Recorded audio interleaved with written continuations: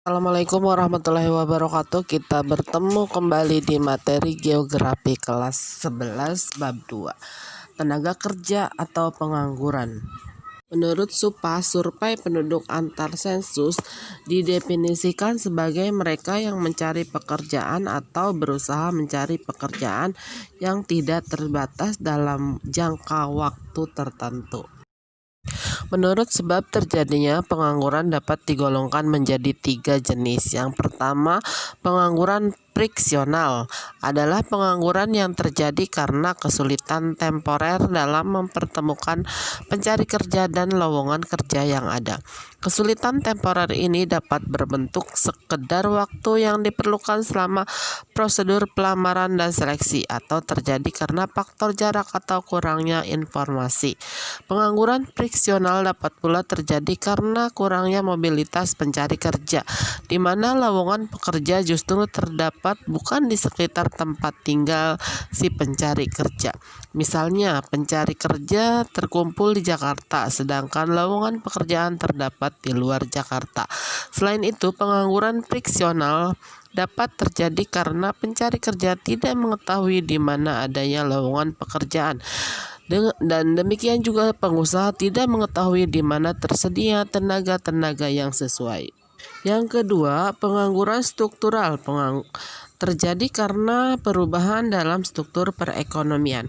Perubahan struktural yang demikian memerlukan perubahan dalam keterampilan tenaga kerja yang dibutuhkan, sedangkan pihak mencari kerja tidak mampu menyesuaikan diri dengan keterampilan baru tersebut.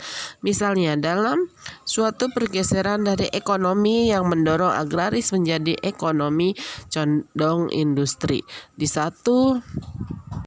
satu pihak akan terjadi pengurangan tenaga di sektor pertanian, dan di pihak lain bertambah kebutuhan di sektor industri. Tenaga yang berlebih di sektor pertanian tidak dapat begitu saja diserap di sektor industri, karena sektor industri memerlukan tenaga dengan keterampilan tertentu. Pada umumnya, pengangguran struktural dipengaruhi 3 hal, yakni mobilitas tenaga kerja, kecepatan perubahan struktur itu sendiri, dan aspek regional dari perubahan struktural. Yang ketiga, pengangguran musiman terjadi karena pergantian musim. Di luar musim panen dan turun ke sawah, banyak orang yang tidak mempunyai kegiatan ekonomis. Mereka hanya sekedar menunggu musim yang baru. Selama masa menunggu tersebut, mereka digolongkan sebagai pengangguran musiman. Dan pengangguran menurut sebab terjadinya pengangguran dapat dibedakan menjadi pengangguran terbuka dan setengah pengangguran. Pengangguran terbuka merupakan bagian dari angkatan kerja yang tidak bekerja atau sedang mencari pekerjaan, baik bagi mereka yang belum pernah bekerja sama sekali maupun yang sudah pernah bekerja atau sedang mempersiapkan suatu usaha. Mereka yang tidak mencari pekerjaan karena merasa tidak mungkin untuk mendapatkan pekerjaan, dan mereka yang sudah memiliki pekerjaan tetapi belum mulai bekerja. Sedangkan setengah pengangguran adalah bagian dari angkatan kerja yang bekerja di bawah jam kerja normal, kurang dari 35 jam seminggu. Setengah pengangguran dibagi menjadi 2 kelompok. Setengah pengangguran terpaksa, yaitu mereka yang bekerja di bawah jam kerja normal dan masih mencari pekerjaan atau masih bersedia menerima pekerjaan lain. Yang kedua, setengah penganggur sukarela, itu mereka yang bekerja di bawah jam kerja normal tetapi tidak mencari pekerjaan atau tidak bersedia menerima pekerjaan lain, misalnya tenaga ahli yang gajinya sangat besar. Masalah kependudukan, kesenjangan sosial ekonomi.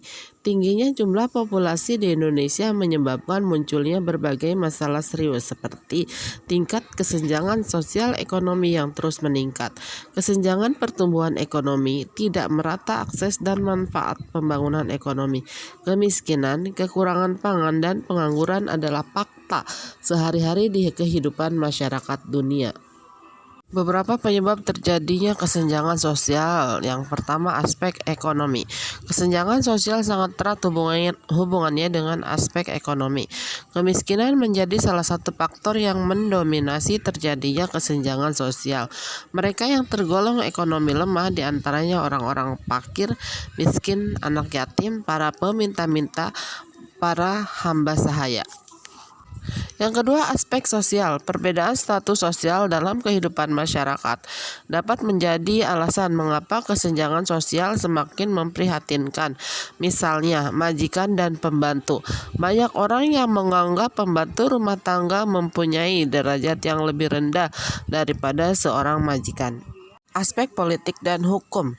Negara Indonesia adalah negara demokrasi yang harus memandang warganya memiliki hak dan kewajiban secara politik serta perlakuan sama di muka hukum. Kebijakan politik ekonomi pemerintahan yang cenderung KKN dan mendukung konglomerasi ekonomi sudah pasti menghasilkan ketidakmerataan pengelolaan sumber daya alam yang ada sehingga berdampak pada munculnya kemiskinan. Secara hukum, setiap warga negara memiliki perlakuan yang sama di mata hukum, tapi masih banyak aparat pemerintah penegak hukum yang tidak mau mendengarkan jeritan rakyat kecil atau miskin. Salah satu contohnya adalah diskriminasi tahanan kasus pidana antara orang kaya dan orang miskin. Seorang kaya yang terlibat kasus korupsi mendapatkan fasilitas mewah bagai tinggal di hotel, sementara seorang miskin yang terlibat kasus pidana kecil seperti mencuri sebuah melon atau biji kakao, mereka diperas dan diperlakukan semena-mena oleh aparat penegak hukum. Untuk menganalisis, mendeskripsikan, membahas mengenai kesenjangan sosial dalam kehidupan masyarakat, ada beberapa pendekatan yang digunakan. Yang pertama, pendekatan historis. Kesenjangan sosial muncul akibat adanya perbedaan dalam kehidupan sosial, ekonomi, dan politik. Pada abad ke-19 terjadi sebuah perang besar di Eropa, Perang Dunia Kedua. Perang ini membawa banyak perubahan dalam kehidupan manusia dan membawa sebagian besar negara-negara di dunia kepada kehancuran total.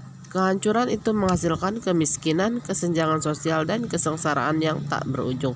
Sementara puncak kesenjangan sosial di Indonesia terjadi pada masa pemerintahan Presiden Soeharto. Pada saat itu, jurang pemisah antara si kaya dan si miskin sangat terlihat. Sebagai contoh, Tentara Nasional Indonesia adalah pemegang kekuasaan penuh. Yang kedua, pendekatan sosiologis. Kesenjangan sosial yang banyak terjadi di Indonesia memang sangat meresahkan masyarakat, khususnya masyarakat golongan bawah. Dalam kenyataan yang ada, banyak masyarakat golongan bawah semakin tidak nyaman dengan keadaan semacam ini. Mereka merasa tertindas dan tidak pernah mendapatkan perlakuan yang adil. Sedangkan sebagian dari golongan atas memang ada yang semena-mena terhadap mereka yang miskin. Suatu bangsa dapat dianggap maju jika berhasil meningkatkan kesejahteraan rakyatnya. Bukan berarti negara yang maju terlepas dari masalah-masalah kemiskinan. Namun yang patut diperhatikan adalah bagaimana perhatian negara terhadap kesejahteraan rakyatnya. Selain itu, masyarakat harus menjadi suatu sistem yang dari bagian-bagiannya berhubungan antara yang satu dengan yang lain. Dalam hal ini, manusia adalah satu kelompok yang bekerja sama untuk satu tujuan bersama, yaitu kesejahteraan sosial tanpa memandang perbedaan kedudukan sosial atau tingkat ekonomi seseorang. Pendekatan yuridis. Kesenjangan sosial yang banyak terjadi di sekitar kita adalah salah satu hal yang tidak mencerminkan keadilan.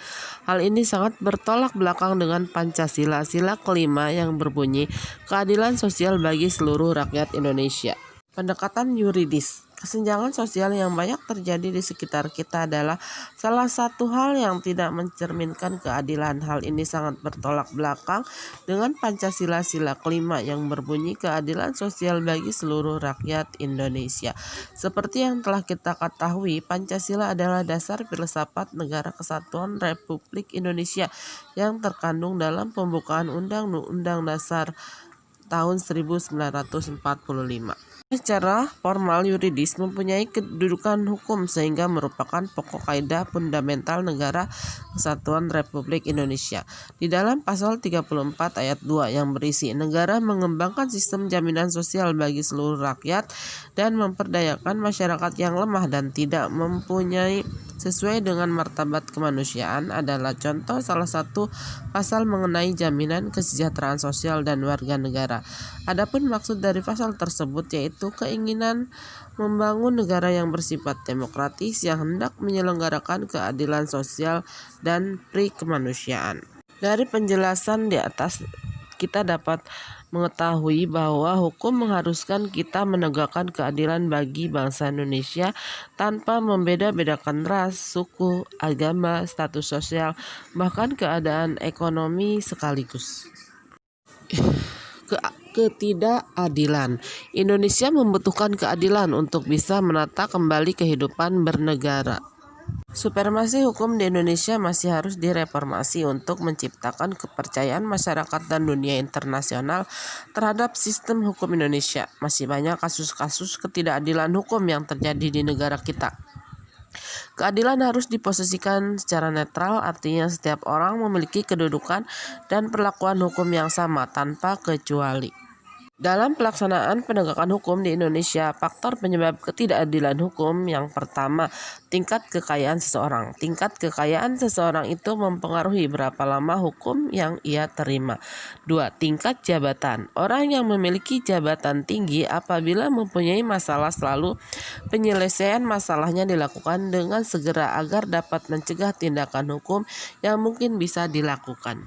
Tetapi berbeda dengan pegawai rendahan, pihak kejaksaan pun terkesan mengulir-ngulir janji untuk menyelesaikan kasus tersebut.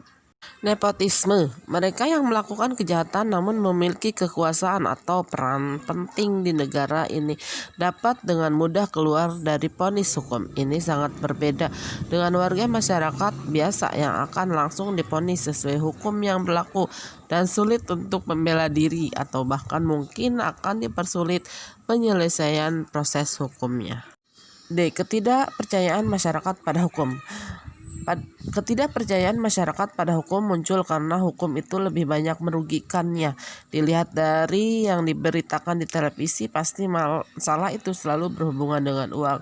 Seperti faktor yang dijelaskan di atas membuat kepercayaan masyarakat umum akan penegak hukum menurun. Semua faktor penyebab ketidakadilan tersebut akan dapat dihilangkan jika ada penegakan hukum yang baik. Penegakan hukum adalah proses dilakukannya upaya untuk tegaknya atau berfungsinya norma-norma hukum secara nyata sebagai pedoman perilaku dalam kehidupan bermasyarakat dan bernegara. Penegakan hukum wajib dan harus dilakukan di Indonesia demi untuk menjamin keadilan dan kepastian hukum, terlebih lagi bagi bangsa Indonesia yang mengaku sebagai negara hukum. Untuk materi kali ini cukup, kita bertemu di materi berikutnya. Wassalamualaikum warahmatullahi wabarakatuh.